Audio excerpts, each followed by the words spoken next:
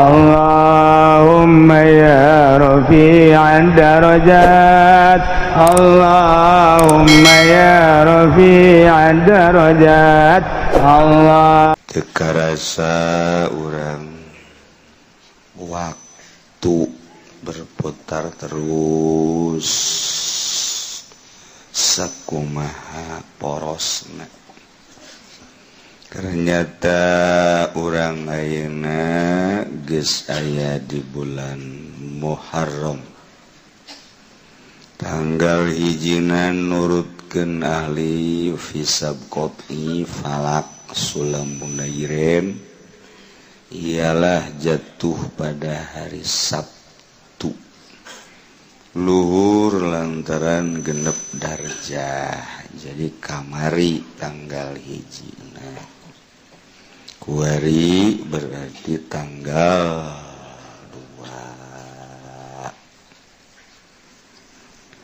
2 di bulan Muharram aya hiji sejarah anu luar biasa, yakni tanggal 10 Muharram disebut Asyura.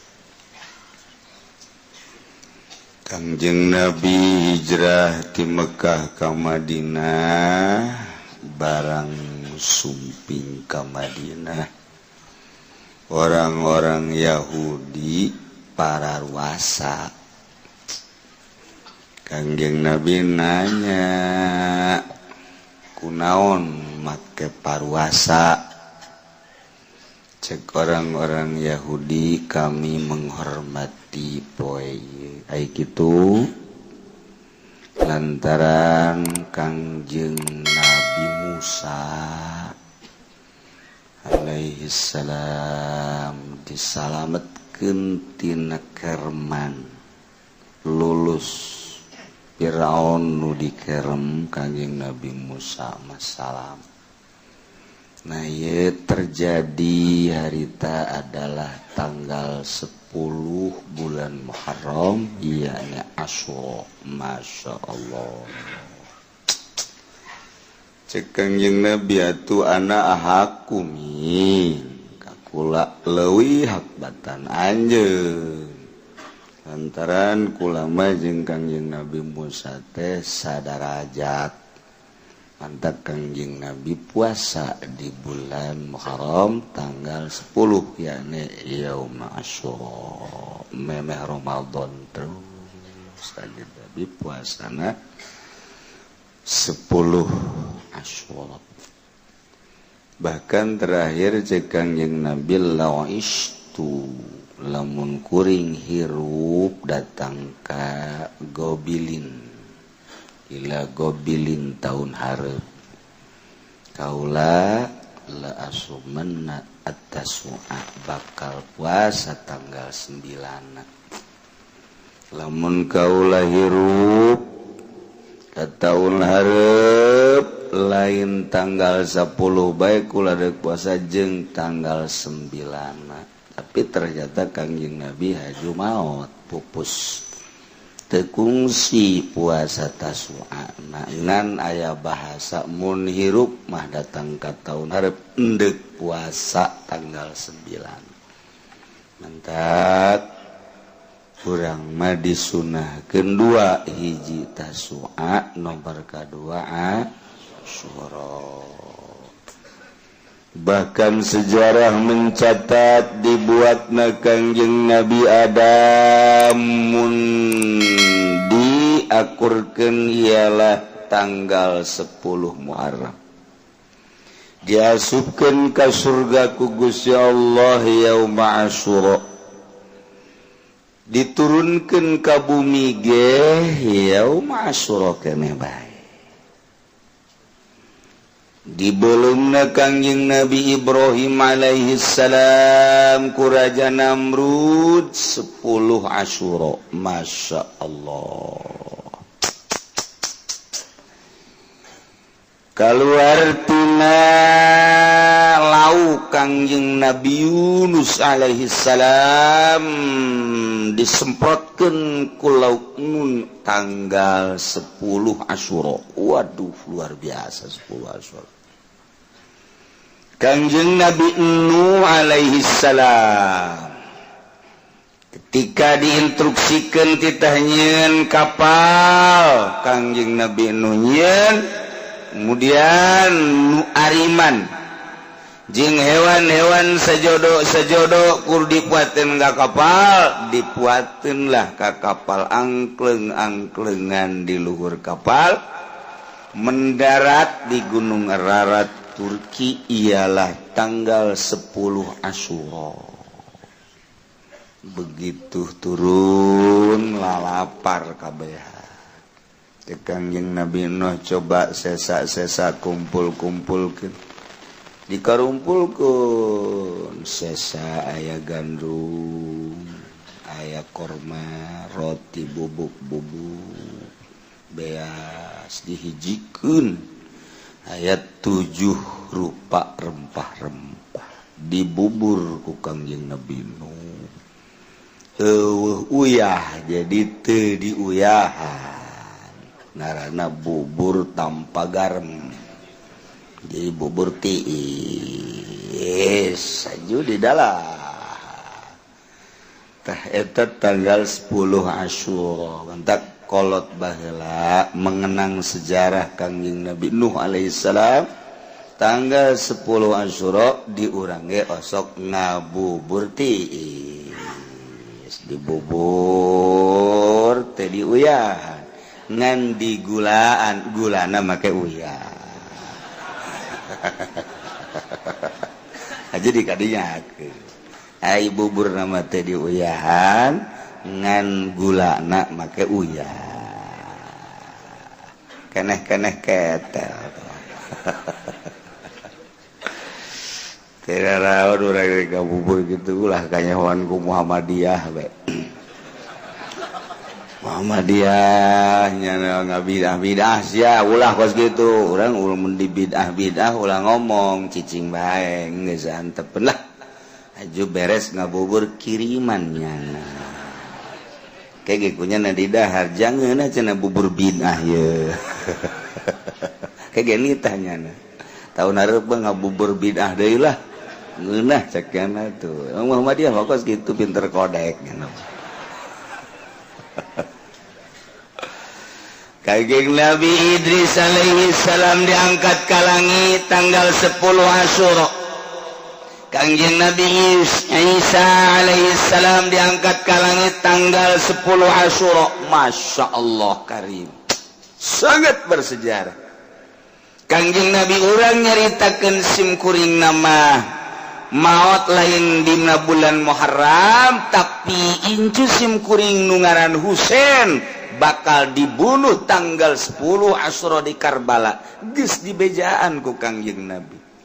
Mantak tanggal 10 Asyura, wah di Karbala jutaan manusia.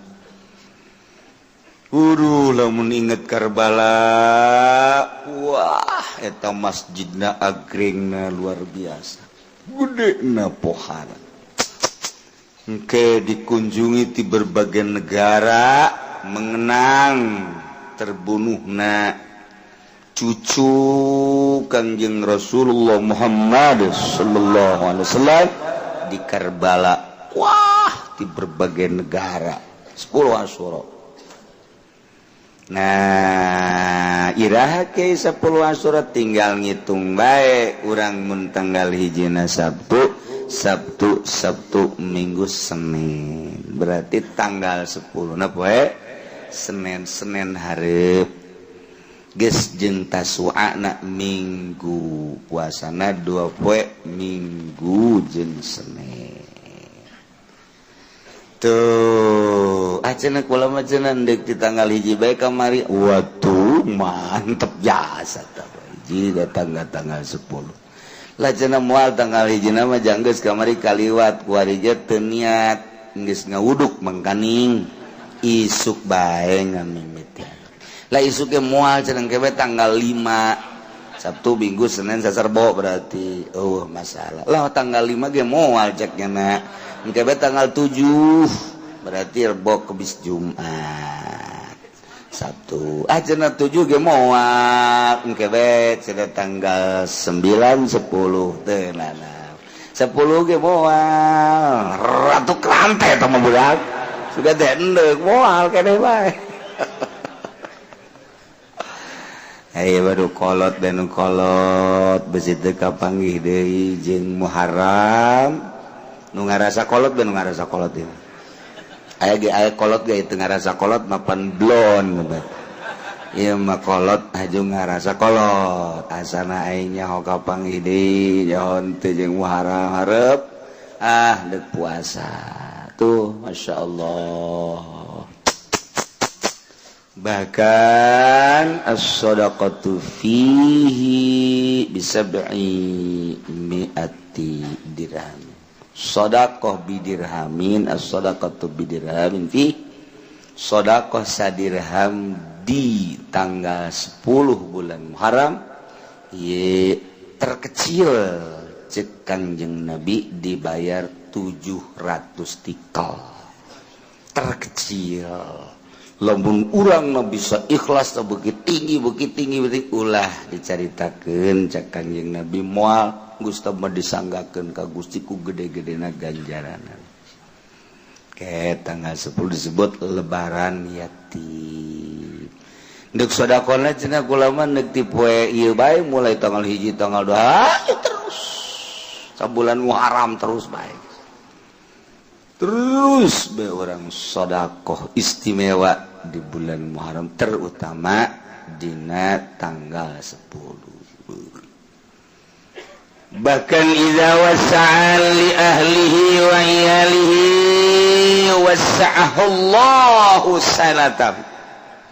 Saha jelema nu nyieun kajembaran dina tanggal 10 terhadap keluargana terhadap dulur-dulurna nu biasa daharna jeung tri poe eta mah meuli daging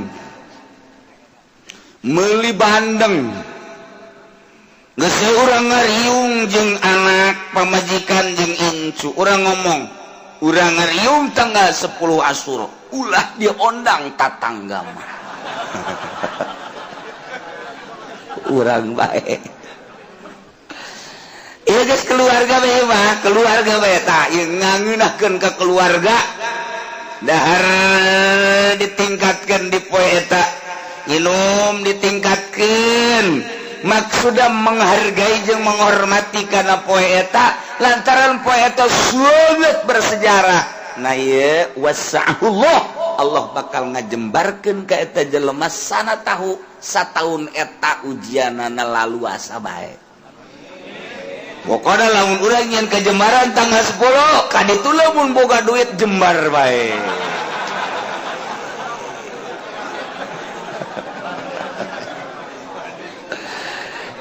Jadi bere boga duit bae maksudna deui kitu. Ih siapa kumaha sih? Ibabari bae ta ku Allah dibere. Ya Allah ya Rabb. Itu ala iyali wa ahlihi. Guys, kuari mah urang ka kakak, ka adik, ka mamang, ka uwa, terus sekitar-sekitarna. Poe eta pokona nyieun kalaluasaan urang. Geus puguh pamajikan jeung anak incu. Kitu keneh ka dulur, ka mamang, ka uwa, tatangga-tatangga, karabat-karabat pokona ku urang dibere poe eta teh. Geus mah puguh asakna atahna we geus nah. Naon nu dibutuhkeun kunyana daharan-daharan inuman dan lain sebagainya bila perlu nu butuh pakaian ge bere ieu bakalna sataun eta dibere ka jembaran bae terutama jembar hate ikan nu hese ge jembar hate mobil boga pamajikan boga hate ngulunut bae mana teh hese eta kos kitu eta hese tawahan aya jelema anu boga duit ratusan juta tapi hatena Masya Allah jembar bae aya. Aya tah waktu itu aya tah. Tapi sabalik teh aya anu boga duit tapi teu jembar-jembar. Neuleuh pamajikan sakumaha neuleuh menggarong.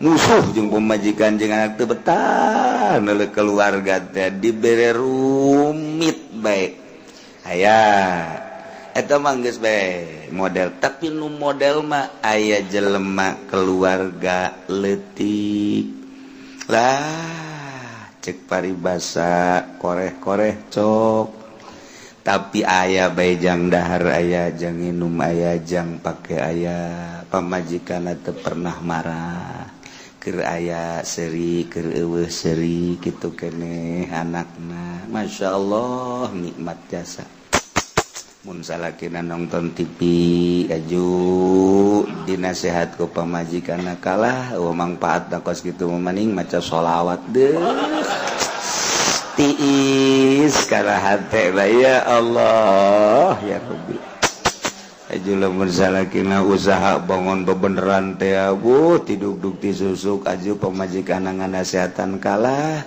ya dunia mah geus dibagi ku Gusti ulah sok hahanteman teh nu penting mah salat zuhur asar berjamaah masyaallah asana teh hujan ge tarariis bu masyaallah jajantung tiis teh sajantung ieu lain pan kapan geus balik karena jam hiji ngojek geus balik kumana bebonangan mana kempes ban kan itu deh idek mandi teh kudu mandi lah kuda gitu mandi kenceng lompat mah sial jak salah kira idek dah geus asak sangu geus hareup ditu bae di warung geus kudu diimah-imah keur nangan duit sing khusyuk waduh salakina aju ngalamun bae aing boga pamajikan ku kieu-kieu teuing cek masyaallah masyaallah masyaallah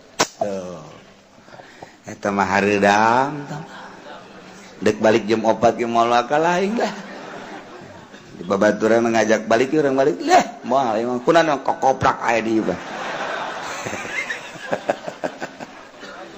emangna anak kotok itu di kokoprakan tetapan senep eta karajaan tan mentak neangan pamajikanana mun urang deuk kawin tanya neng bogoh ka kakak atuh alhamdulillah jadi siap ya dikawin ku kakak insyaallah siap ente dibawa sugih ngalamun nyana pan ka ngomong gitu sih batu mah jangan ngomong teh kumaha mun dibawa susah makan eukeur mun ke sugi siap tante oh jatuh kakak susah neng susah itu kudu ditanya di bawah susah mah ya Allah ya Rabbi aya bae nah urang nyen ka Jembaran dina tanggal 10 Asyura geus urang nu biasa dahar jeung tempe tingkatkeun poe eta mah sanajan tempe-tempe keneh gulaan tempena ulah digoreng-goreng teuing tingkatkeun we urang dina poe tah Senin geus urang nyeun ka Jembaran meuli hayam geus mun aya langsung meuli bakakak dahar bareng jang meuli bakakak urang boga kotok pencit kotok ge aya kotok sahabat nu ka imah aya geus ieu berarti ya milik urang lain Jembar aja sempit tuh Masya Allah daerah tanggal 10 Asyura poean yang sangat bersejarah geus ti kuari urang intip puasa urang mun bisa Minggu jeung Senin keur henteu jeung Minggu na geus Senin mah wayahna 10 Asyura mata mah nu sok biasa dilaksanakeun ku Kangjeng Nabi urang Kangjeng Nabi Muhammad sallallahu alaihi wasallam. Tikuari siap-siap bonteng suri buah jeung naon cak pamajikan jang ke poe Senin buruk atuh. Geus tikuari aya jeung ka Jembaran ayo geus puasa. Aya terutama yatim piatu fakir miskin keluarga yuk orang jieun kajembaran sebab nyin kajembaran bakal dijembarkeun ku Gusti Allah Subhanahu wa ta'ala.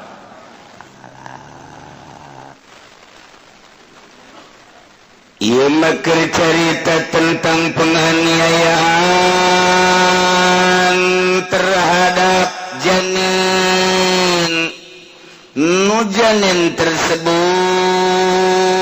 akibat nu dianiaya na indungna, efek penganiayaan indungna imma ku dicarekan indungna wa imma ku dipepe ditenggel indungna wa imma diparak teh diberi dahar teh diberi minum na ieu kaluar borosot janinna tae ieu nu nganiaya kena sanksi guro atau aku obat diberi obat indungna ternyata efek tina obat tersebut mengarah karena pembunuhan. Nah ieu termasuk karena pembunuhan janin kena sanksi. Untuk dokter sok hati-hati. Oh sedang hamil ya tadi bere obat sebab besi ke efekna kana janin tuh gitu. Aya nu ngahaja ngaluarkeun orok tah semacam-macam.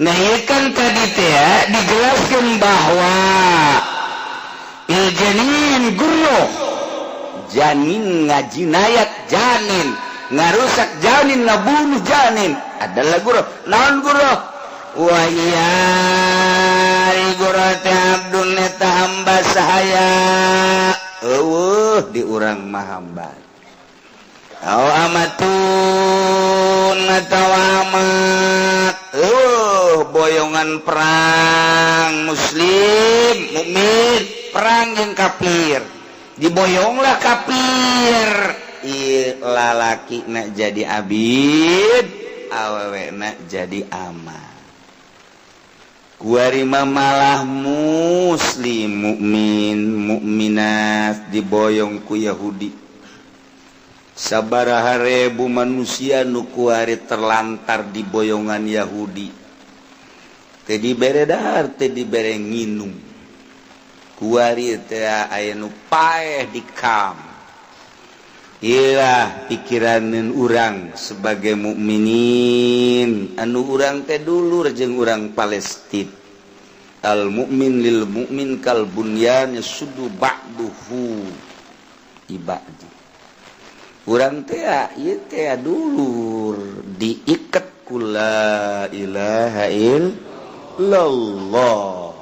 Tetapi anehna urang onam jauh lah nu deket negara tetangga Mesir, nu deket negara tetangga Yordan, nu deket negara tetangga Qatar. Kok ieu teh teu peduli amat kos kitulah jalur politik.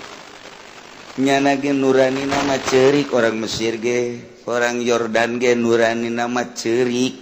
Tetapi aya jalur pemisah melalui politik. Nah iyalah politik jahat demokrasi teh kos kitu sehingga urang ngaleungitkeun ukhuwah ku sebab aya jalur politik ngahaja ku Amerika di demokrasi nu mantap digempur Irak lantaran can demokrasi supaya demokrasi engkena tersekat-sekat ku demokrasi. Beda jeung negara Islam. Suriah lantaran kuat gempur supaya jadi demokrasi. Baheula Turki nu sakitu kuatna gempur supaya demokrasi. Ku demokrasi mah kos diurang ku ari agama lemah. Nae kafir-kafir, Yahudi, Kristen. Kitu bae geus. Ketika aya nu berjuang urang teh tersekat ku demokrasi. Aya aturan demokrasi. Kos kieu lah hirup urang di akhir zaman terasa loba kesenjangan nu kuat makin kuat, nu gagah makin gagah, nu lemah makin teu berdaya. Agama makin terus didiskreditkan, dipojokkan. Terus nu diorbitkeun teh bangsa budaya kufur. Terus politik kufur, ekonomi kufur. Urang kuari geus 100% dikuasai perekonomian jeung perpolitikan ku aturan-aturan Yahudi. Teu berdaya urang. Padahal Indonesia mayoritas Islam, bahkan nu jadi bupati na gubernurna muslim. Ngomong di DPR nama aya kiai segala rupa, kiai segala. Lain lalagaan Kiai Habib malah. Tapi aya dampakna karasa ku urang kiai nu aya di DPR teu aya. Karasa aya Habib di DPR kurang maksud karasa teh lain naon urusan agama terangkat apa henteu sih ku wakil urang sebagai kiai nu aya di ditu, wakil urang Habib nu aya di ditu karasa henteu ti mengenai tentang agama henteu. Iyalah demokrasi kieu bae terus. Betah urang demokrasi terus. Teu betah. Ya wallahu a'lam terserah.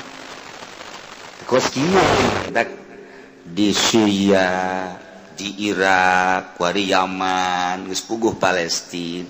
Sabaraha ribu manusia kuari anu teu dikaluarkeun ku Yahudi. Anu teu dibere dahar, teu dibere nginum, paeh terlantar kekuatan manusia paling ge 1 hari 2 hari geus saminggu teh geus jago atuh. Ieu teh nu loba pararaeh di jero kam. Nah, sebelah deui mah dibere cuman dialas lah. Nu biasa misalnya urang teh membutuhkan 20 huap paling dibere 5 huap.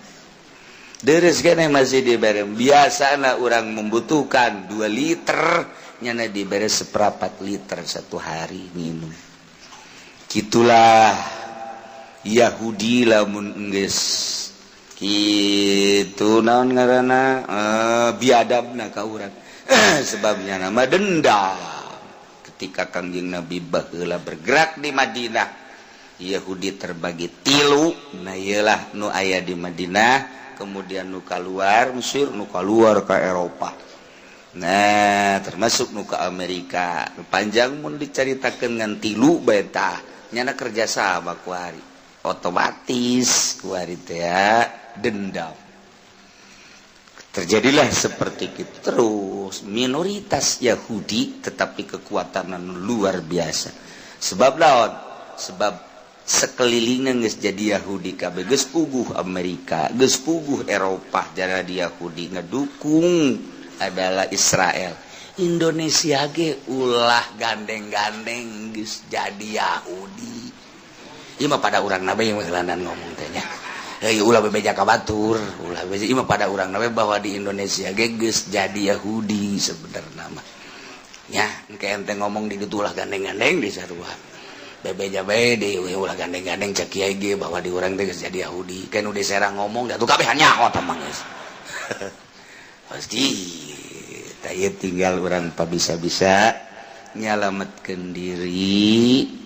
Lantaran moal kebal urang bakal menghadap ka Maha Khaliq Allah Subhanahu wa taala. Beberes diri urang sing hade akidahna, sing hade syariatna, jang aturan ibadah ka Gusti Allah.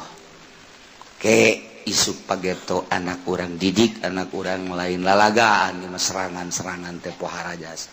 Geus teu maelu urusan agama kuari urang lamun nyaritakeun urusan kejanggalan tentang agama lapor ke DPR geus teu ditanggapi ku DPR. Mentak wakil urang tinggal wakil. Cenah aya di ditu kiai digolkan.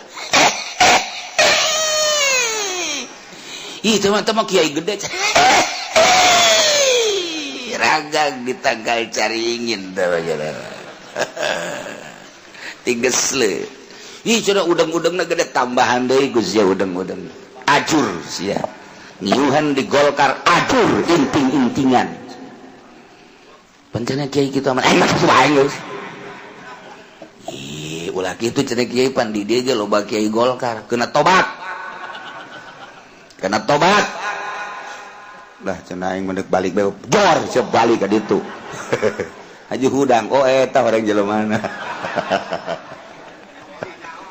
heran teu daek tobat jelema asa bener bae mun kukula dijabarkeun pasti kajahoan salahna tapi teu daek ngaku teu daek ganjel tabaki uci can kabere bae cenah ki uci bah geus uci bae bere aing cokot ku aing duitna aing ka Golkar moal tetep duitna mah dicokot teh hook aja deuk di dahar parabkeun ka kotok hap aja kotok teh daekeun cokot deui ku aing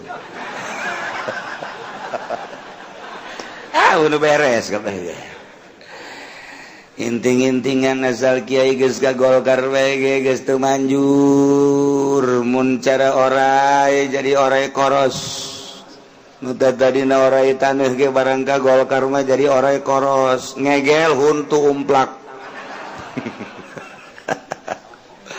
Ogola asal Kiai ka Golkar geus kos kitu bae geus pokona asal Kiai ka Golkar kitu bae geus pokona ye cenah ieu mah Kiai hebat jasa deuk hebat deuk teu asal asup ka Golkar kitu bae geus pokona asal Kiai asup ka Golkar sering amat cenah Kiai supaya tobat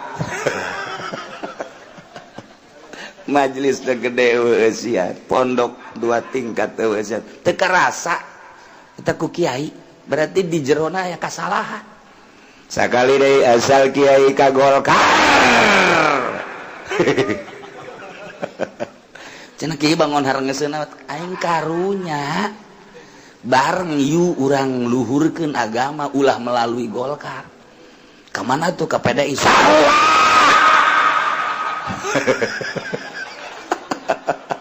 sugan dan teu PDI tah deui ngagadil aduh Gusti Allah bagus yeuh batur urang asal Kiai ka Golkar maksud teu bisa nyebut cau ieu mah cau Kiai boloon asal Kiai ka Golkar ini ngaji naon sih bulan Muharram masalahna ya aduh hese jasa ieu saha ngaluhurkeun agama ieu acak-acakan kos kitu mah teu karasa kunyana majlisna bagus nu ngaji pondokna bagus nu ngaji naon hartina tu maning reod majlisna tapi loba nu ngaji kercan ka Golkar mah masyaallah da Kiai nu ngararaji luar biasa nyeusup tapi bareng asup ka Golkar inna lillahi wa inna ilaihi raji'un telah pulang ke rahmatullah Kiai Golkar bloon pan Kiai kita emang kitu bae maksudna supaya sadar ya agama acak-acakan di agama coba contohan cenah Kiai loba jasa mun diomongan hiji-hiji warauh kabeh urang kiaina nu ka Golkar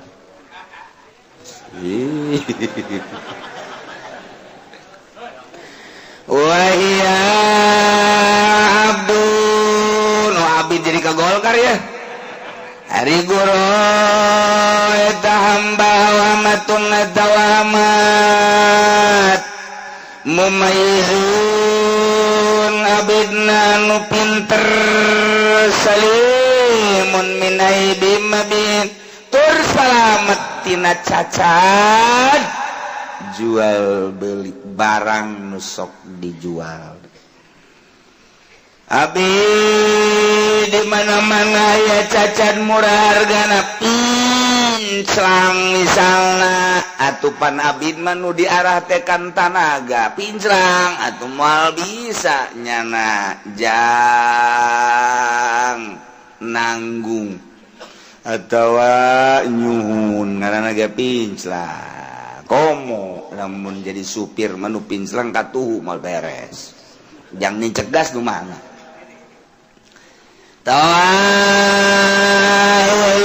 sabelah aib ngaran ulah nu kitu nu pinter salamet tur salamet tina caca. Ieu mahal berarti janin teh.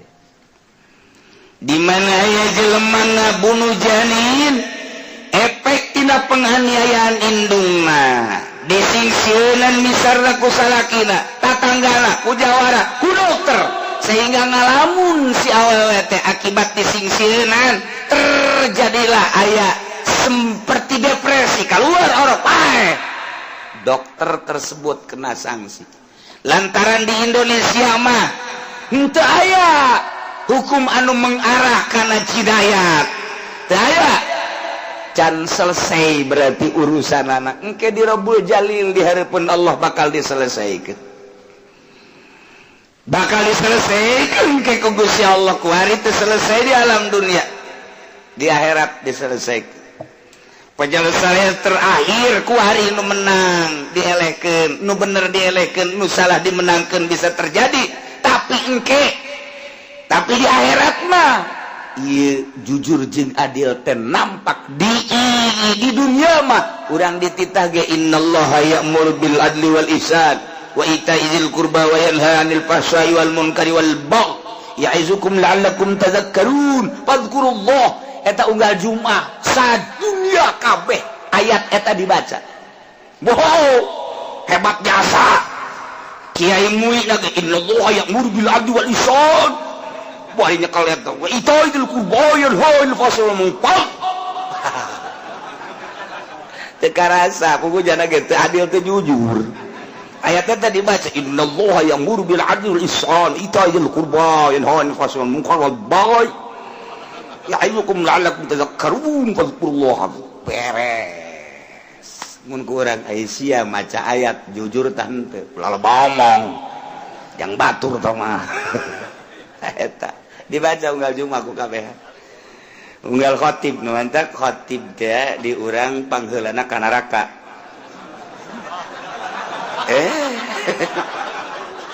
Lantaran ayat eta dibaca ku jalan teu karasa. Cek Allah sia dibaca ku si ayat sia ayat aing innallaha ya'muru sajana Allah marenta bil adli wal ihsan tita adil pugus sia teh teu adil. Ayo ka ditu. Ka mana? Jahanam. Waduh, ke jahanam. Masyarakat khotib ke mana? Dadah khotib. Ke jahanam. Aduh, Gusti Allah doaku. Tadi baca kabeh eta bahasa dunia teh ayat eta mah. Wasal beres be. Eta khutbah innallaha ya'muru bil adli wal ihsan wa itaizil qurba wa yanha 'anil fahsya'i wal munkari wal baghi ya'izukum la'allakum tadhakkarun fadhkurullah. Kabehan masa dunia haju adil ente ihsan ente ita idil kurba pelit jana anil pasa nonton TV bae nya wah geus eta khotib mentak hampura khotib pangheulana ka neraka jahanam. Duh cenah aing mah mumpung jadi khotib lah. Umumkeun Gusya Jumat besok libur.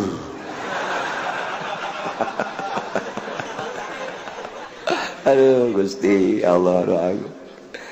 Boro-boro libur puguh nya mah hayang tambah deui poe Jumat teh. Ulah Jumat eta bae supaya saminggu aya 2 Jumat. Emang kumaha digaji pan ku pemerintah. Bolon eta. Sakali khutbah sabaraha duit gar? Sabaraha duit? Tuh. Haji Pendi mah jasar dibayar bareng nya namanya bae. Terus mau menang ganjaran si Haji lah.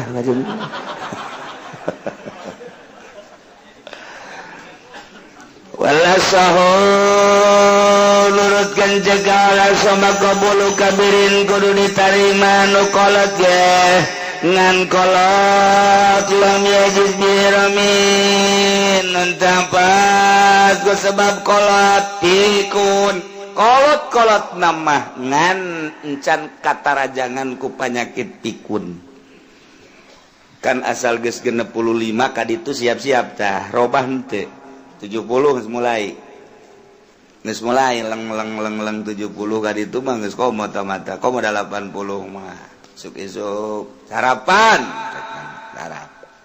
geus beres nyarap teh kopi geus beres kopi iya mana ieu aing teh isuk can ngadaharna naon kakarek cek kene ya kudu digantung ya aki-aki kos kieu geus babarahan kan ini aing geus tambelarkeun ku sia cenah ieu can diberena naon cak nini aing tadi sapiring di mana kotok meureun tama dibere deui ku ninina di dahar deui sayap deui di blon nepikun mah kos kitu tah geus beres manang meureun setengah jam geus asak sangu jeut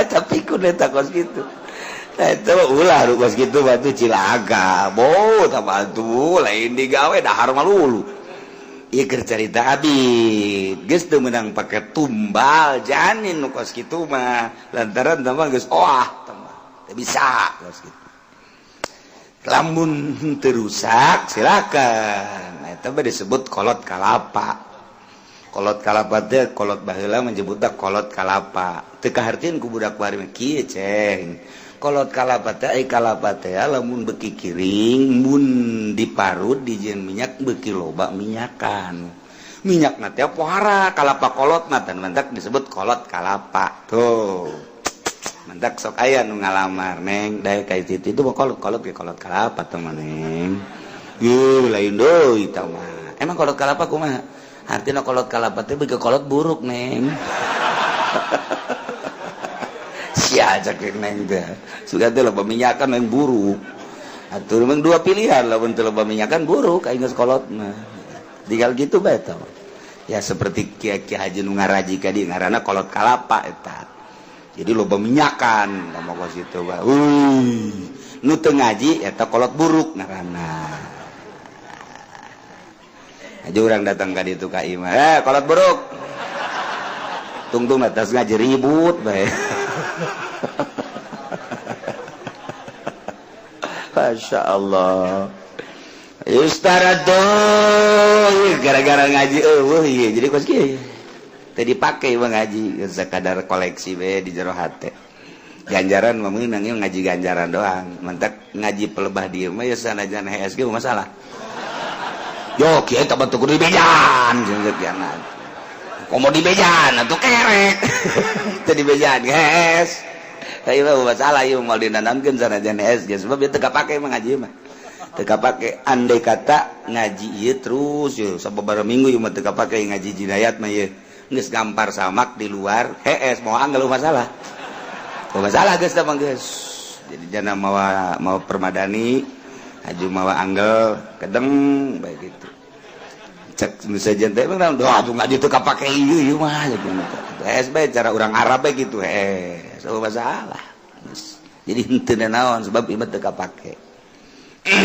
ngan paling cek nu di sisi-sisi meureun ieu mah can wayah kaluar ti grogol geus dikaluarkeun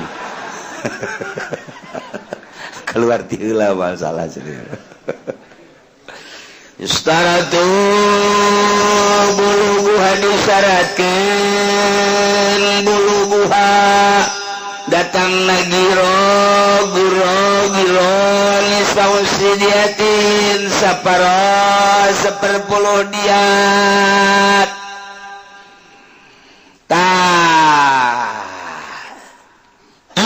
datang ka yustaratu disyaratkeun buluguha nyampena dina harga nyampena giroh kitu giroh abid dina harga saparo per 10 diat lamun 100 onta bagi 10 berarti 100 bagi 10 seberapa 10 saparo tina 10 seberapa siapa pinter ya budak asa TK aing ngaji kieu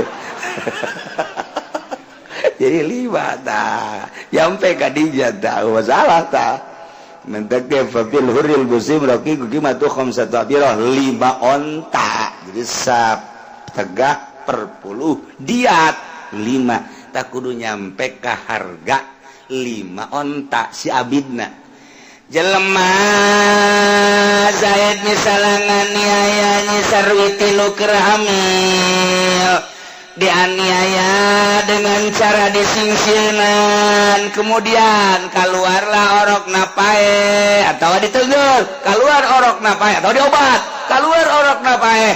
Nah iya nu menganiaya kudu mayar diatna separo per puluh diat, berarti harga 5 ontaeun. 5 onta abidna, abid teh ya kudu bayar abidna 5 onta, lamun hiji onta 15 juta kali 5 seberapa? 75 juta. Berarti bayarna nyana 75 juta. Tuh gitu ya, Masya Allah. Geus pain takidat bakom satu abiro mun abidna ternyata abidna upadi mah kudu mayarna ku abid. Di Indonesia mah kan abid dipaksakeun ku kumaha ge abid amat malaya kajen ku kumaha lainnya amat mah. Anu kasipatan ku abid jeung kasipatan ku amat teh maka ieu mah hargana bae tuh sabaraha khamsatu abiratin 5 ontaeun. Onta nu gede nu bagus 15 juta. Nah 15 juta kali 5 berarti 5 kali 15 juta saudara 75 bener ente sih?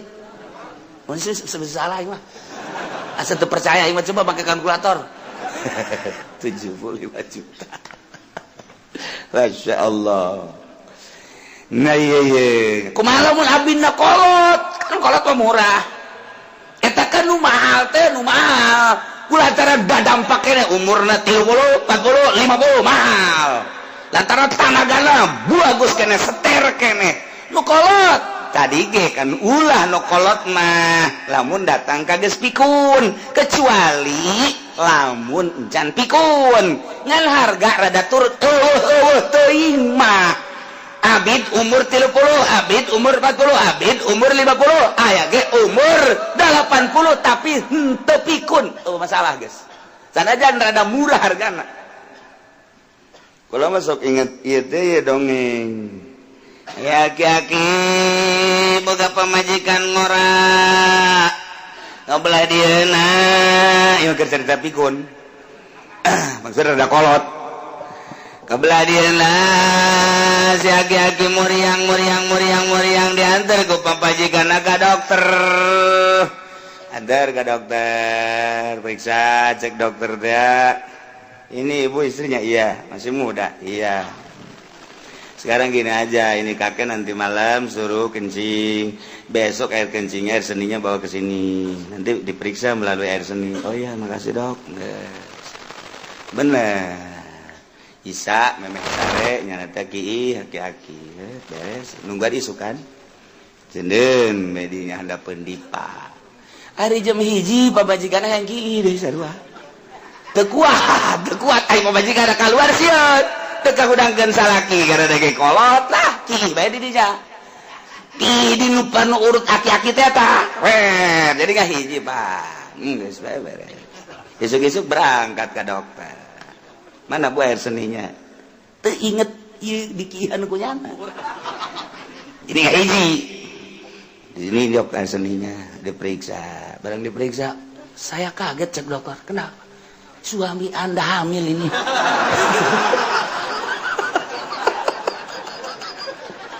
Dari mana jalannya ya? Sejak saya jadi dokter baru kali ini ada air seni laki-laki hasilnya hamil. Wah ini ada apa ini? Pemajikan sial cek kiai mereunana. Dadok gak jangan dimasalahkan, lu pulang aja lah. Bukan begitu, tapi ini jadi masalah ini. Ini jadi masalah ini, ada kakek-kakek hamil ini. Aduh. Itu lain nyaina nu pikun apa majikan tahu nu pikun. Kayak geus karolot kara itu eta. Tetek sing hade aya deui lain kitu tah mah. Ki si aki-aki teh. Den bede ai diteuneun lain diadap di luhur meja. Pamajikanna haus diinum. Masya Allah, cek pemajikanna ceuli nu tata dina torek jadi muka, irung mararuka, ieu sing nginum naon? Torek ceki salaki. Obat torek eta nu torek-torek cager eta ka dieu. mun teu cager tambah torek. Falil fakdi kibatuha falil fakdi wakila la yusaratu cek sakal mah la tustaratu teu disyarat kudu datang la yusaratu kudu datang karena saparo seperpuluh tiap falil akdi kibatuha tetep falil fakdi tetep kanu eueuh hargana bae. Jadi harga nabe lamun abdi eueuh cara diurang geus harga. Nah ieu hargana sabaraha duit dibikeun ka saya wa hiya li warasatil janin pikeun ahli waris janin.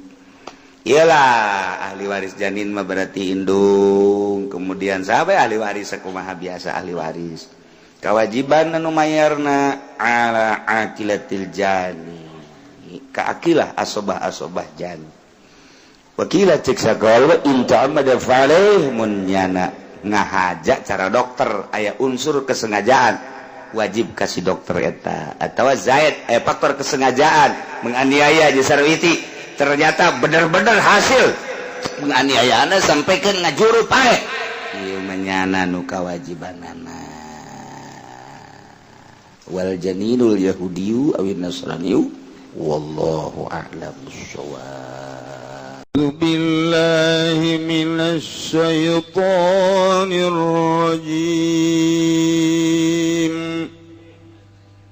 Bismillahirrahmanirrahim. Wa idh qala Allah ya Isa ibn Maryam anta qulta lin-nas أأنت قلت للناس اتخذوني وأمي إلهين من دون الله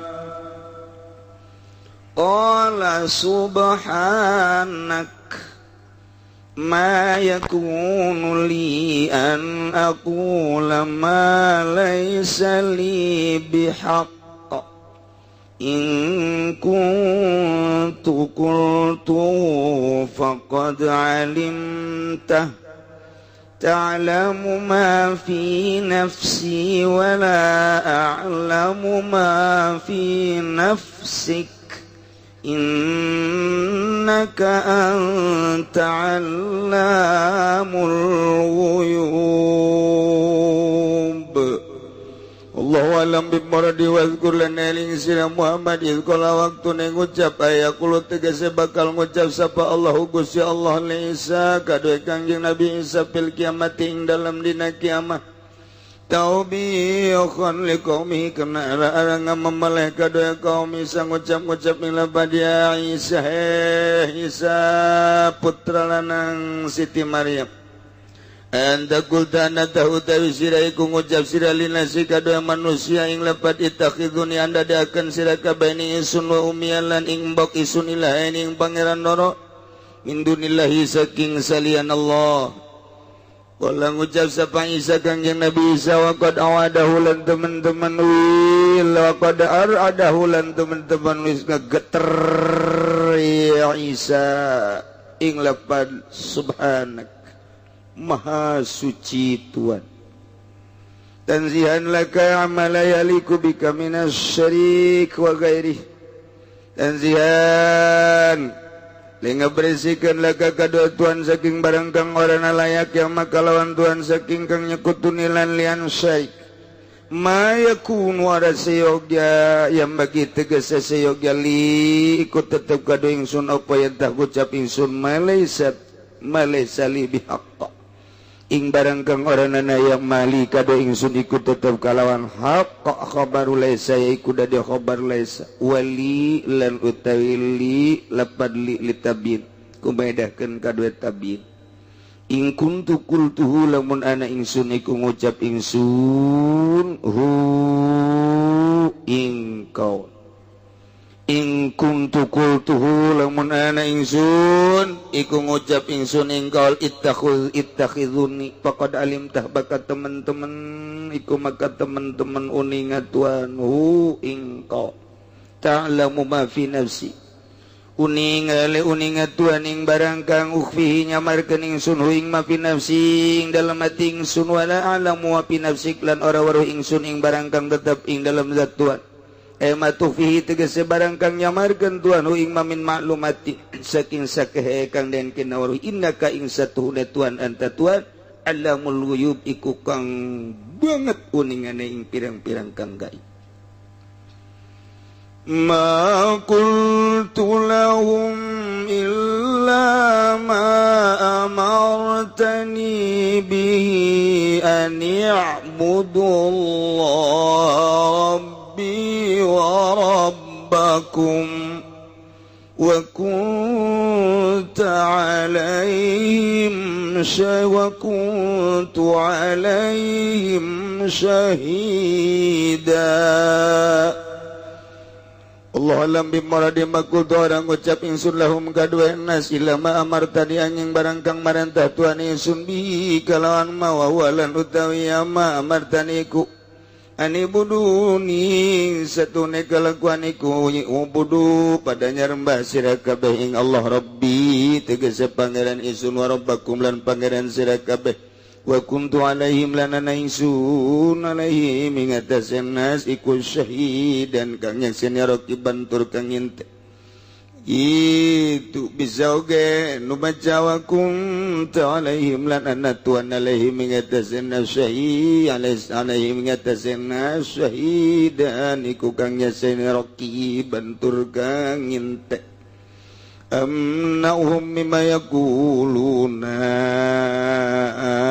baca nutman mau kuntu amnauhum gadina tegese atawa kang bakal nyegah ingsun humingna saking barang kang ngucap yan nas kabeh madamat fihim ing dalam salagine langgeng fihim ing dalam salagine langgeng fihim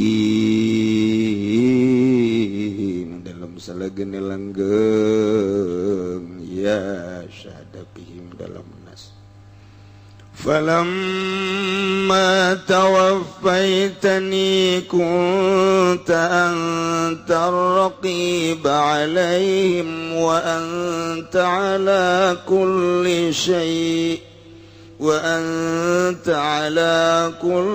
syai'in syahid wallahu a'lamu bimuradi maka samang saat tawafaitani ngawafatkan Tuhan ingsun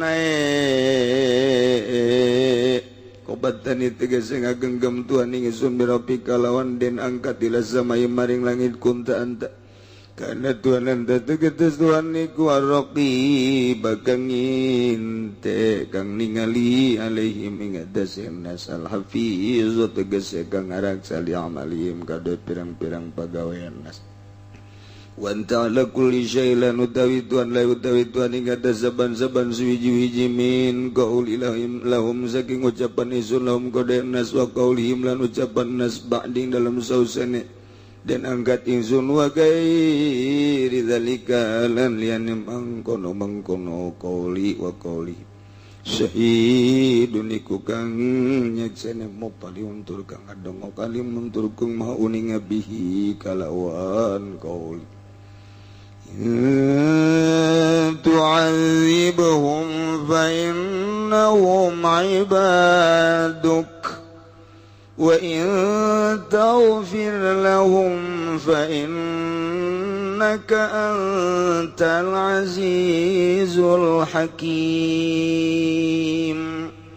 Allahu a'lamu bimuradi tu'adzibuhum lamun nyiksa Tuhan uming nasaiman aku ma'alal kufri tegese ingkong kang netepi aman ing atase kufur minum saking nas innahum makasatuhun nasi ku ibaduka pirang-pirang hamba Tuhan wa anta ala utawi Tuhan iku malikum kang ngarajaan ing nas atawa ibad Tatasarrafu bihim kang malakan tuan bihim dalaman kapakai pasida alebo kaya pakar satuan laldarallahu alaika warakang malawani kumuju bingat tuan wa intafilan lamun ngampurat tuan lahum kaduan nas liman amana tegar saya kaduang kang iman kenyaman minum saking nas wa innaka antal azizu maka satu tuanan tatuan iku kang mahagagah al-ghalibu ala amrihi kang ngalindi ingatase perkarane kang alaki mutur kang bijaksana ison ihi ing dalam dadamlan al-hakim.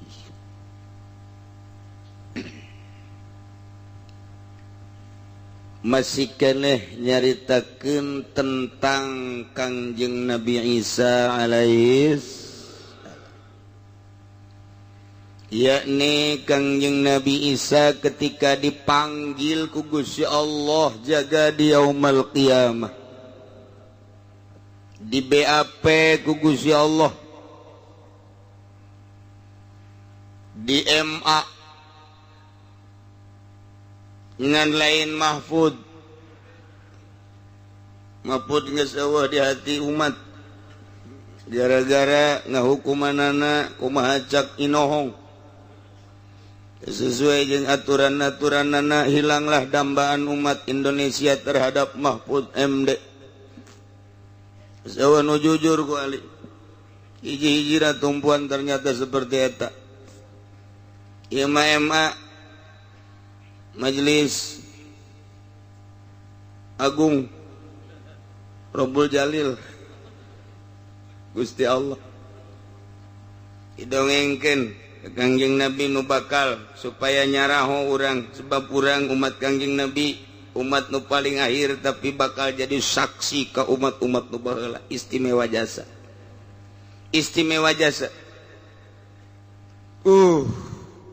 urang mah diayakeun panderi tapi bisa nyaksian nu ti heula kok bisa kitu lantaran aya Al-Qur'anul urang bisa nyaho kisah-kisah umat nu baheula di Al-Qur'an.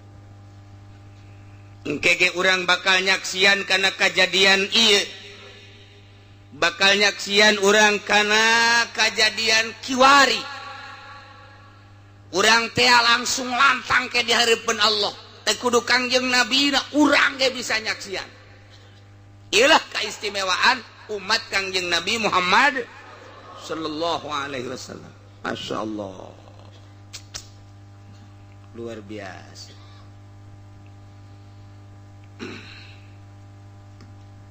Muhammad ingat bakal terjadi engke di yaumul kiamah. Kok ieu didongengkeun sih supaya umat Kangjeng Nabi nyahoeun. Maksudna ngadongengkeun Kangjeng Nabi Isa teh naon? Taubihun liqaumihi ngajejeleh ngahina-hina ka kaumna. Anu kuari nganggap pangeran ka Kangjeng Nabi Isa. Ulantaran Kangjeng Nabi Isa boga kaistimewaan mukjizat. Padahal mah keistimewaan Kangjeng Nabi Isa teh lain ti Kangjeng Nabi Isa sorangan, pamere ti Gusti Allah Subhanahu wa ta'ala. Tapi dianggap pangeran.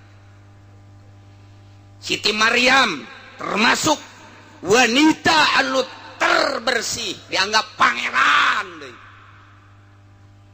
Ieu anggapan-anggapan Kristen, anggapan Katolik, anggapan-anggapan Protestan menuhankan terhadap Maryam jeung Isa. Engke bakal disidang Kangjeng Nabi Isa na di Rabbul Jalil. Sambarangan cek Gusti Allah sia Isa, Maryam, sia dibere keistimewaan ku aing sia Isa, nyekel batu jadi emas. Hujan asa ditunjuk bae turun. Siana bisa hiber ka mana bae ngalayang. Kemudian penyakit-penyakit buta ku sia diusap doang cager. Jelema anu lumpuh mangan ditoel doang ku sia cager. Jelema nu geus ribuan tahun di jero kuburan hudangkeun ku sia cager. Cager hudang meureun. Udang bisa ka jero deui. Eta kaistimewaan eta teh nu siapa nu aing? nu Gusti cek Kangjeng Nabi Isa. Tapi pada tuh sia make nutah nita ka umat sia bahwa sia teh pangeran. Hah? Awas ya Isa. Geter-geter Kangjeng Nabi Isa. Komo lurah. Kangjeng Nabi Isa ge geter-geter. Eta gageterna Kangjeng Nabi Isa, gageterna Kangjeng Nabi Isa ketika dicarekan ku Gusti Allah, ditanya ku Gusti Allah, lamun dibayangkeun kuari, dihudangkeun ka dunya, ieu dunia oyag-oyagan. Lamun Kangjeng Nabi Isa dibalikeun deui ka dunia, dicarekan ku Gusti Allah seperti eta, ngageterna Kangjeng Nabi Isa, wa qad arada ngageter-geter Kangjeng Nabi Isa. Andai kata dibalikeun ka dunia, ngageterna Kangjeng Nabi Isa teh karasa ku urang etalah ku hebat-hebatna geteran Kangjeng Nabi Isa. Naon sababna sieun Isa kok sia boga kaistimewaan kos kitu teh make jeung nitah pangeran ka sia aing pangeran mah Maryam sia boga kaistimewaan di diri sia ketika sia ngadoa di Masjid Aqsa hayang aya makanan turun pan makanan ti sorga kaistimewaan sia teh pan kabeja ka mana-mana haju kunaon atuh sia jadi pangeran tungkul Siti Maryam ngegeter sarua bae tuh cek Kangjeng Nabi Isa Gusti saha anu nitah jadi pangeran ka abdi aya eta Kristen tuh di Sumarekon penyembah ka sia tuh di Tangerang sok bude naon teteh salibna ge pan kasaksian pindah pan baheula teh eta teh di dinya teh kuari pan jadi gereja kodim dijual kodim pan eta jadi gereja kasaksian pa eta nyembah ka sia tuh di Cikupa Citra bude pan gambar sia teh teu make calana sia teh pangeran teu make calana ayo siapa eta lamun lain ku sia mah dititahna sia kan encan nu bakal deui ka dieu nu kamari pasir gadung hatena bae golok dasareukeut keneh tah engke bakal ka dieu geura siapkeun urang terep urang waru urang Cilongok mah geus teu kudu geus tarima bersih bae geus engke paeh kuari paeh sing hade lurah-lurahna urang geus ngomong ti heula bae ti kuari ye sing hade lurah-lurahna jeung camat-camatna ulah tanda tangan sing hade besi hayang mobil ka Cilongok bae teu kudu ti ditu teu kudu beneran besi camat hayang mobil datang ka imah aing geus disiapkeun ka aing mau mobilan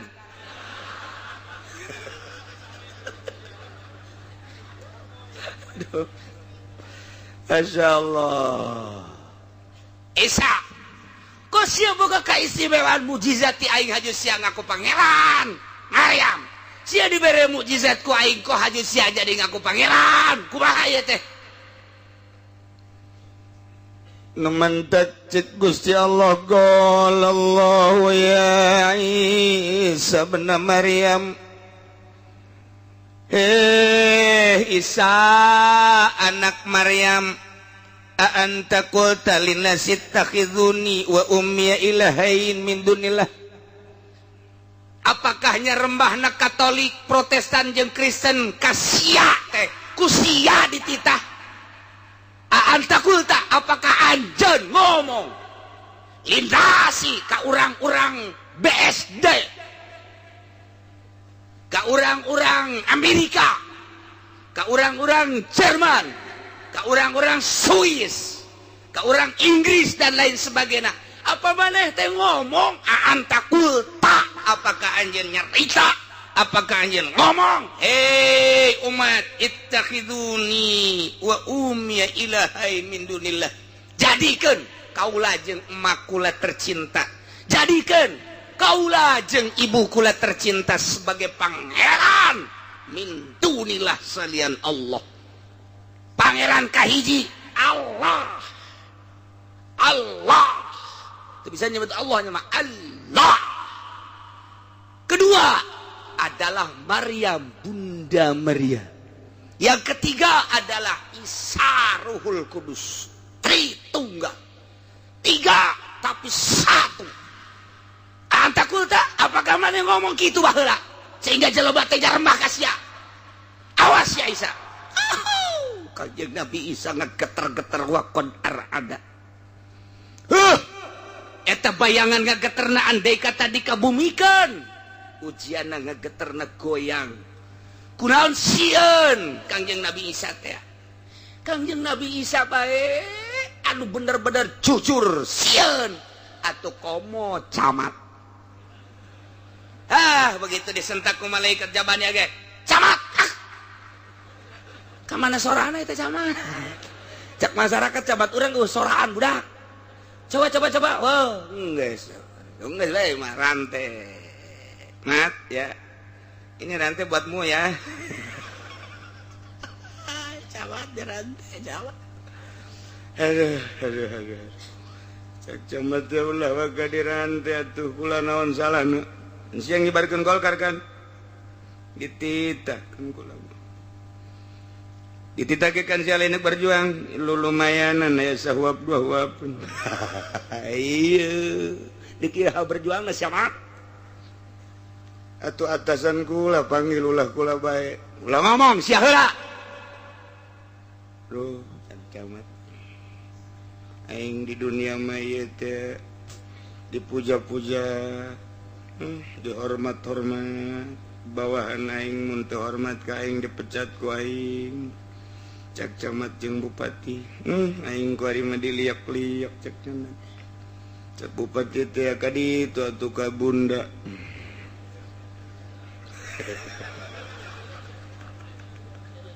Tatalepa bae terus. Salih wa qad arada Kangjeng Nabi Isa di BAP wat kang geter-geter. Anta qulta linnasi ittakhizuni wa ummi ilahaini min dunillah. Wahai Isa putra Maryam, apakah engkau telah mengucap, telah berkata, menyeru kepada seluruh manusia, kepada segenap manusia yang ada di dunia, agar supaya menjadikan engkau dan ibu engkau sebagai Tuhan selain daripada aku. Apakah engkau pernah berkata seperti itu? Qala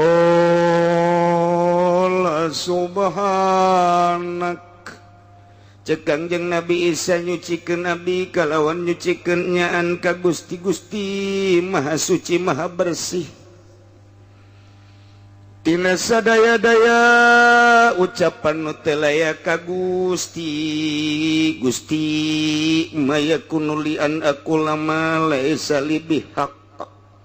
Teu layak teu pantes ka abdi kudu nyarita kana caritaan anu lain hak, caritaan anu bener. Lantaran Nabi pandi barang ku Gusti titah nauhidkeun ka Gusti abdi teh parantos Gusti nauhidkeun, ngajakan nauhidkeun ka umat keseluruhanana di dunia harita. Eta mah ngaluarkeun mujizat sote bagi jelema-jelema anu teu percaya bahwa abdi utusan Gusti, bahwa Gusti teh pangeran anu ngadamel langit jeung bumi. Ku abdi kakarak dikaluarkeun eta mujizat, tapi eta mujizat teh endahan ku anjeunna dianeh-aneh, diaheng-aheng sehingga dijadikeun pangeran padahal abdi mah teu pernah nyarita. Kudu abdi sareng emak abdi disembah-sembah teu Gusti. Eta mah in kuntu qultuhu faqad alimtah, andai kata abdi nyarita sakumaha caritaan tadi, da Gusti mah maha uninga. Andai kata Gusti ka abdi majar teh abdi nyarita itakhizuni wa ummi ilahaini min dunillah. Besi bae abdi teh titah ngajadikeun diri abdi ku abdi, diri abdi Siti Maryam supaya jadi pangeran, dititah jadi pangeran. Andai kata abdi nyarita kitu ingkul tukul tupan faqad alim ta Gusti mah pangeran maha uninga. Ta'lamu ma fi nafsi wala a'lamu ma fi nafsik. Gusti maha uninga naon anu tersimpan di benak hati abdi. jujur lubukati abdi tina rahasia golbu abdi wala alamu pani pinapsik abdi mate terang kana rahasia nu aya di Gusti di akhirat ieu sakir ayana abdi maciptaan Gusti titah nauhidkeun ka Gusti abdi instruksi-instruksi Gusti parantos kemudian umat-umat manusia ngajadikeun pangeran ka abdi beusi abdi kacaletot nyarita pan Gusti Maha Uninga nyangakeun sadaya-daya Gusti lantaran Gusti Maha Uninga kana anu tersimpen di jero hate abdi sedangkeun abdi mapan teu terang naon rahasia nu tersimpen di zat Gusti anu sadaya tersimpen di zat Gusti abdi mah teu sadaun kelor teu sabakatul hiber terang pan anu Maha Uning Gusti anu terang kana sagala nu gaib innaka anta alamul guyub Gusti nu agung anu terang kana seluruh nu gararaib maha terang Maha Uning abdi mah nyangakeun sadaya-daya ka Gusti beusi abdi kacaletot nyarita waktu di dunia padahal mah asana sangat dijaga abdi mah yakunu li anakulama laisa li bihaq asa teu pernah nyarita nu teu layak nu teu bener komo nitahan jadi pangeran ka abdi mah paralun teuing tah kadenge ku umat Kristen ke kadenge ku umat Katolik ke kadenge ku umat Protestan ke ieu teh maksudna mah ngajejeleh pan Maha Uninga Gusti mah henteu kudu ditanya Kangjeng Nabi Isa teh ja utusan Gusti Allah seluruh ucapanana hembusan napasna kiceupna kabeh geus kauninga ku Gusti Allah ieu mah di BAP sote ditanya sote supaya kadengeun tah ku Paulus supaya kadengeun tah ku umat Katolik Kristen di mancanagara kadenge ku sia kadenge ku sia wahai kardinal kadenge ku sia wahai Paulus kadenge ku sia wahai pendeta-pendeta kadenge ku sia wahai para kitu Kristen Katolik dan lain sebagainya jak kitu Isa teh eta nabi aing ja teu pernah ngadeng teu pernah ngomong bahwa titah dijieunkeun pangeran kok sia nyanyahwanan hayo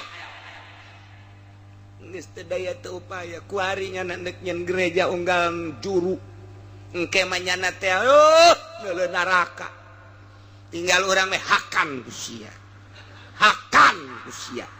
leg-leg tah ku sia gereja tah urang ge mah kos kitu teh surak cek babatur ulah ka surak sih can apa ya tuh aing mah pan henteu ka gereja ge aya sia sok ka masjid henteu nya atuh satu bener gitu mah geus jelas kana neraka atuh ulah ka som yang serikeun sia nyaho teu tihang masjid di lembur sia sabaraha samakna geus diganti nyaho bara ngomong ih sia bisi kadengen ku malaikat je sakaing ge ayo sia teu kudu dilapor-lapor ka malaikat mah saurang-saurang saya bukuna sia seserian mah atuh aing mah tuh panitia masjid aing mah tuh deuleuh ku sia tuh aing tah tapi pan sia teh nyokotan duit leutik hampura teh mah yang beli rokok doang sia sarua teh kitu teh ieu ge neraka keneh sia neraka keneh aduh pasini wae jelema wah kur di sidang gitu teh pasini jelema wah mantak kebel ge ribuan tahun eta hiji bae ge angel sedengkeun sungut tadi teh engke bakalna dikunci teh lah Kangjeng Nabi Isa ma qultu lahum illa ma amartani bihi an yabudullaha rabbi wa rabbakum wa kunta alaihim syahida teu pernah abdi nyarita ka seluruh manusia kecuali caritana nu ku Gusti dipiwarang kagu ka abdi Gusti pan miwarangna ani budullah rabbi wa rabbakum wahai manusia singa ibadah maneh ka Gusti Allah Pangeran kaula jeung Pangeran aranjeun kabepan abdi atos ngalaksanakeun kitu dakwah abdi teh titah ngaibadahan Gusti lantaran Gusti teh Pangeran kaula jeung Pangeran aranjeun kabeh ku abdi ge dibejakeun ieu teh mukjizat ti Gusti Allah bisa nahi berdurunkeun hujan nyekel batu jadi perak jadi emas ngahudangkeun jelema ti kubur kade ieu teh lain kaula ieu teh mukjizat ti Gusti Allah pan ku kula teh dibejakeun eta mah janguatan bahwa kula teh adalah utusan Gusti anu kudu diibadahanna mah disembah mapan Gusti tah kula teh geus nyarita kitu mah qultu lahum teu pernah nyarita abdi ka manusia ilama kecuali caritan amartani nu ku Gusti diparentah ka abdi yane titah ngaibadahan Gusti sebagai Pangeran abdi jeung Pangeran aranjeun kabeh pan wa kunta alaihim syahida atuh Gusti ge jan ningali ieu jeung Gusti ge neuleukeun ieu Gusti ge panyaksian ieu amna uhum mimma yaquluna abdi teh pantos nyegah ka aranjeunana tina ucapan-ucapan aranjeunna mangerankeun ka abdi madum tapihim selama Gusti iya madum tupihim salagi abdi langgeng di araranjeunna madum tupihim selagi abdi langgeng di araranjeunna kasaksian ku Gusti teu pernah asana abdi nitahan ibadah ka abdi ya kitu Gusti nyanggakeun sadaya-daya madum tupihim atuh niaeun Gusti ge tama supaya kajahoan ku umat-umat Kristen nu mentek loba jasa ayat ieu ketika dibuka di Barnabas anu asli puluhan ratusan bahkan ribuan anu asup Islam diurang aya jelema nu memperbandingkeun Al-Qur'an dibacaan gonyana Al-Qur'anul Karim setelah dibaca pas caritaan-caritaan nu mengena ka Kangjeng Nabi Isa diakurkeun jeung anu aya dina Injil Barnabas asli Injilna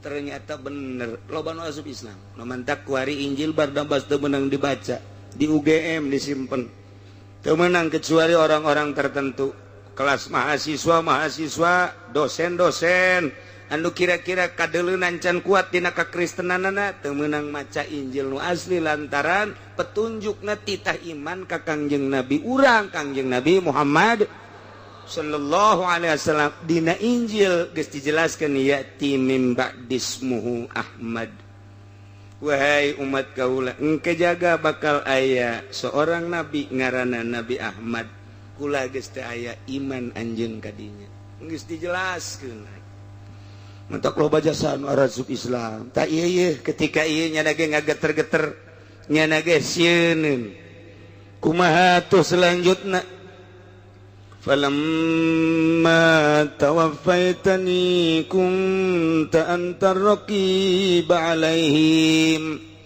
barang Gusti ngangkat ka abdi ka luhur langit kunta antar raqiba maka aya Gusti teh anta Gusti ar-raqiba nu ningali nu ngaraksa ka manusia li amalihim kana amal-amal manusia wa anta ala kulli syai'in syahid Gusti pan maha ningali Gusti pan maha nyaksian kana keseluruhan manusia tina ucapanana jeung tina pagaweanana sabada abdi diangkat cik urang mah Gusti hampura abdi pan Gusti abdi teh diangkat lantaran disalametkeun ku Gusti tina kejaran-kejaran orang Yahudi akhirna abdi mapan diangkat disalametkeun ku Gusti aya manusia nu sarupa jeung abdi nu dianggap abdi kumanehanana dibunuh disalib abdi mapan atos teu aya urusan jeung manusia setelah abdi nyarita di manusia melalui mukjizat besi aya nu teu percaya abdi ngajak ka manusia supaya ngimankeun ka Gusti percaya ka Gusti nyembah ka Gusti kemudian abdi dikejar-kejar abdi disalametkeun ku Gusti diangkat ka langit ka opatah ti dinya papan abdi geus teu berurusan deui jeung manusia nyangakeun sadaya-daya ucapan manusia pagawean manusia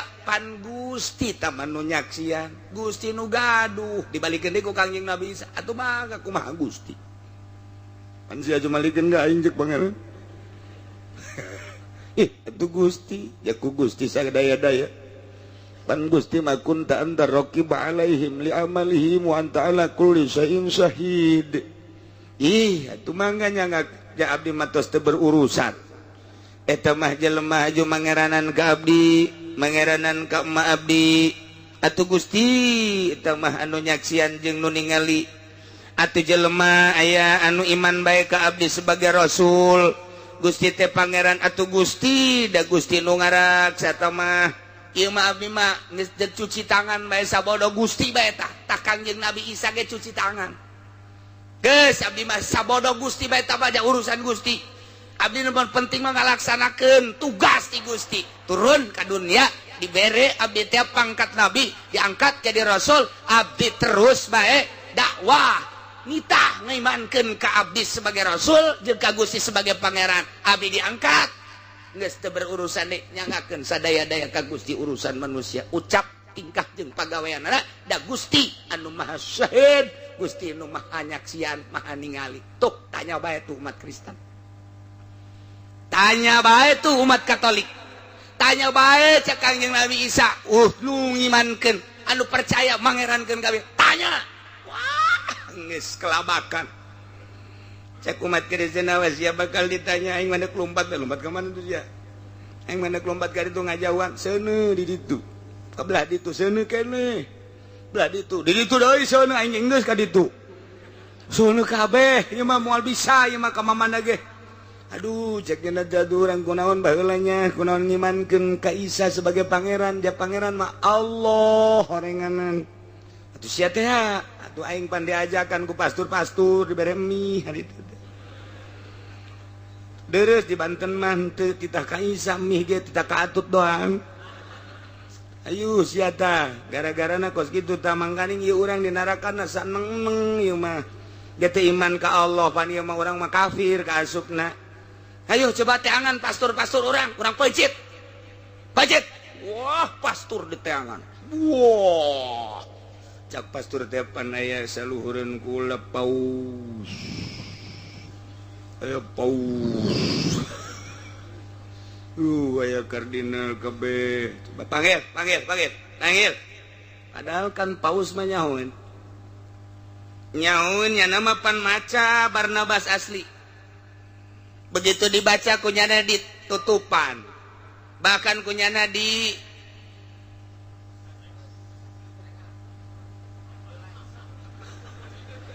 Cana anu pasti bahasa aja tetrek main nyaho. Jadi kitu teh naon ngaranna sepeda cetrek atuh.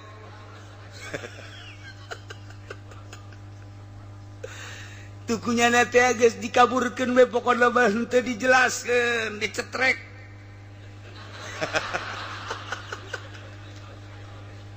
Dilem. Wah, geus ambalayah umat Kristen teh. Waluh luar biasa Katolik ambalayah terus. Anu ngadeketan ka kiai kiai duh baheula mah kami teh aya kitu ngahina ka kiai teh adek nyeun gereja ge kami teh diudag-udag goreng bener kiai teh coba usulkeun we coba ka pangeran. Ka pangeran pangusulkeun kami pangnyalametkeun gitu ku ari mah percaya bahwa Muhammad teh nabi, bahwa pangeran teh Allah bejakeun kami hayang salamet gitu.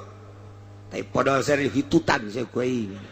Keur ieu sia cek kiai teh aing datang ka ngerahkeun manusia da ngajagaan sia napan wah pas sini rame luar biasa aya nu dihandapeun listrik aya nu dihandapeun gardu aya nu dihandapeun tangkal caringin dinya tah mah kuari engke moal aya panas sedengkeun panon pengen sadepa sakieu padon poe masyaallah. Harapan Kristen majeng Katolik Protestan teh duh nabi urang sugan teh mah bakal pangeran urang Isa sugan teh mah bakal nyapaatan anu baheula salib-salib teh cekeuna teh penebus dosa orenganan urang nu salah baheula mah penebus dosa manehanana teh klip sangra baheula zina jeung Suzana eta teh kapan datang ka ditunya nama kapatikan dibeli mawa duit 10 miliar cek dina bebas dosa maneh silahkeun dek melakukeun deui bae ge. Coba eta terketahui di Indonesia klip sangra zinah jeung Suzana anu di luar biasa di Indonesia di bahaya-bahaya datangnya na kapatikan eta teh anu gegedena mah misinya na teh nek supaya umat manusia di Indonesia supaya lurutannya na zinah ge bisa ditebus tah dengan 10 miliar saja.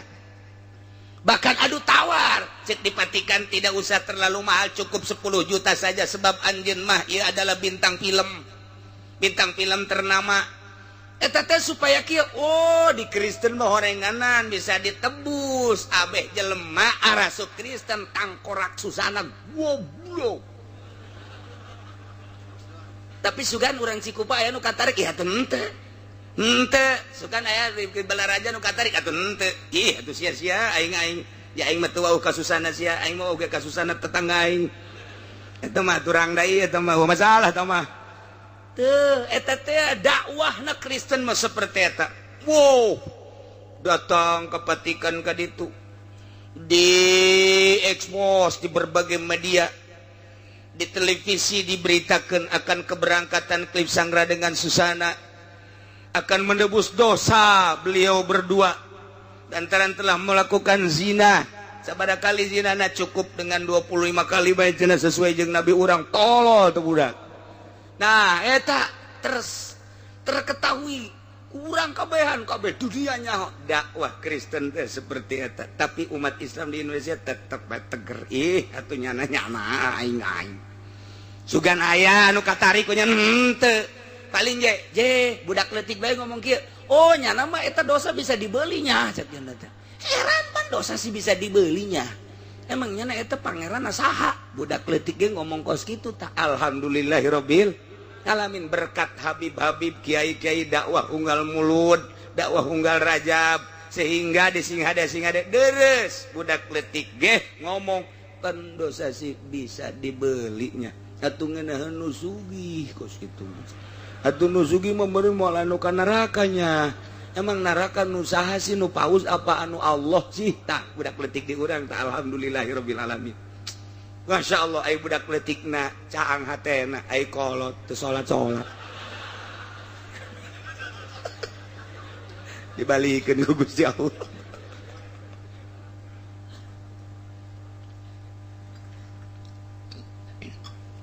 Riweuh engke umat Kristen di akhirat Kangjeng Nabi Isa na cuci tangan pernah aing gasia nitahan bahwa aing pangeran teu bisa ngajawab saha anu nitahan aing pangeran saha anu nitahan bahwa bunda ibu tercinta Maryam ieu adalah pangeran kan teu aya sia iraha mimitina kunaon atuh ketika aing diangkat ka langit aing dinobatkeun sebagai pangeran saha tanu nganobatkeun pangeran sabodo sia nafsi kabeh nabi nafsi urusan kula urusan sia Masya Allah.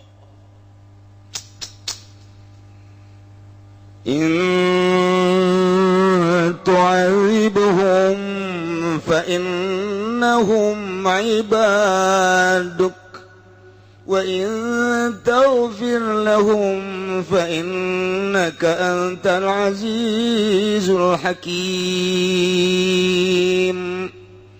Wallahu a'lamu bimaradi cek Kangjeng Nabi Isa Gusti intu azibum lamun teh mah Gusti nyiksa ka manusia-manusia nu ngajadikeun pangeran ka abdi anu kalalupur ka Gusti atuh nyangakeun tamadek disiksa ge painahum ibaduk jaeta mah manusia teh hamba Gusti israkeun ka Gusti panwa anta malikuhum Gusti nu ngarajaan tatasarrufu fihim kaifa syita anu ngolah nu molahkeun teh Gusti kumaha kayang Gusti latiradu alaika teh aya anu bisa ngalawanan ka Gusti kumaha Gusti bae boro-boro eta sangkilang aya angin bae ge aya angin teu bisa ditahan sanu bisa nahan cek urang angin ulah ka dieu waktu kadinya mah kadinya bae tangkal kalapa kacabut tangkal asem kacabut komo tamah kandang embe mah wah cabut saha nu bisa nahan latiradu hakikat nama urang ge da kitu kene ieu dengan urang mah dibere pikiran ku Gusti jang mikir jeung akal.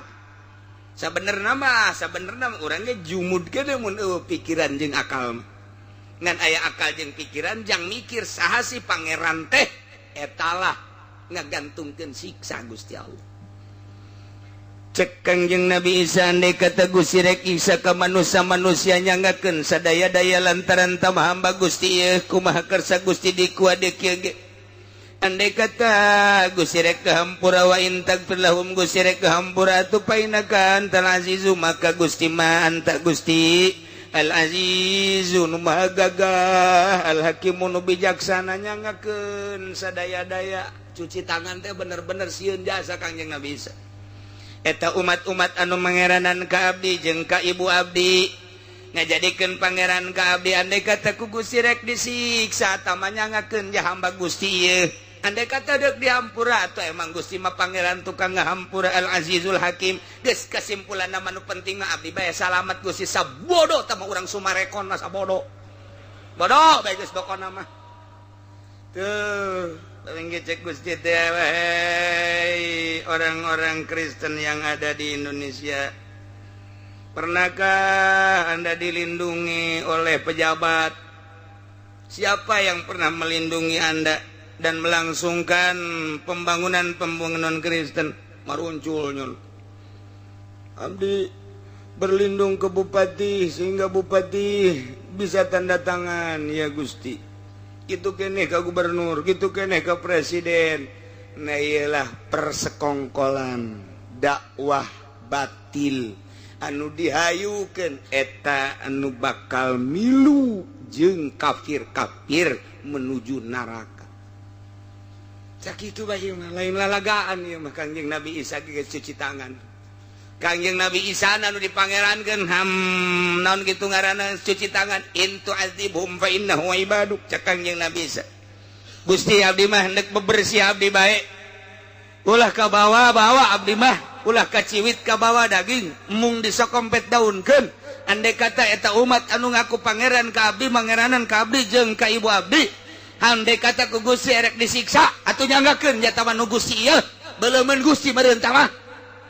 Besiku Gusti dek dihampura ya aya Gustian dirinya ngan musyrik doang atau emang painaka antal azizul hakim Gusti mah maha gagah maha bijaksana nyanggakeun kumaha Gusti bae kumaha ta Gusti ngomongna qala Allahu hadza yaumu yanfa'u shadiqina sidquhum cek Gusti Allah wallahu a'lam.